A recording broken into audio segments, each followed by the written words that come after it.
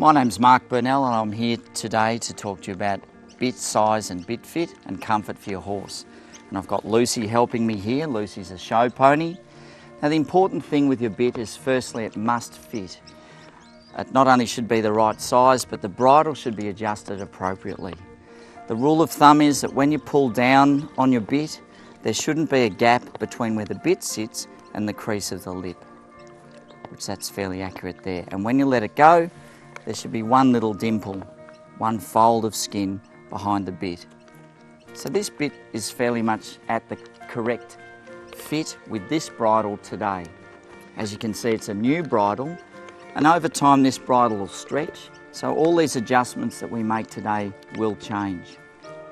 So keep that in mind when you're cleaning your gear and oiling it, that this leather with time will change shape, and therefore it will change the fit of this bit in Lucy's mouth, and therefore that could affect Lucy's ability to be ridden effectively. Now this is an egg butt snaffle where the cheek piece is attached to the bar of the bit, and ideally with egg butt bits you want a fairly snug fit. So this bit is fairly good. If you have a bit that's too big, and we'll show you that in a moment, it'd be like driving a car with a sloppy steering, or even worse, perhaps trying to ride a motorbike without a steering wheel. So when we pull the bit either to the left or the right, there's not a lot of bit pulling through the horse's mouth. So this bit is fairly good for this pony. We have a Hanoverian noseband.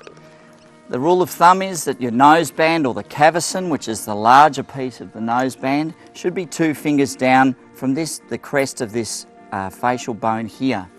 And this is way too high, so we'll drop it down a couple of holes. Okay, and we can fit 2 fingers in there. So now the noseband is fitting correctly as well, so we'll put that in the keeper. Once again, as this bit and bridle gets used more regularly, all this leather will stretch, so you need to perhaps check the fitting of the bit and the bridle as time goes on. Now horses shouldn't have their teeth clenched tight. The noseband should be loose enough that you can get a couple of fingers in there, and this is quite a big noseband. It's on the last hole, so we may have to get a hole punch and put an extra hole in there, but too loose is better than too tight. And at the front of the noseband, the flash, it goes forward of the bit, and once again it shouldn't be too tight, but this is a new bridle and this is fairly big. We could get a hole punch and put another hole or 2 in there, but this is going to stop the horse from opening its mouth and resisting the contact of the rein, and this really does need an extra couple of holes. You'd like that snugly fitting, at least get a couple of fingers under there, but if anything this is too loose. So this bridle, it isn't too bad, but it does need some adjustment, but the bit does fit, and that is the main thing.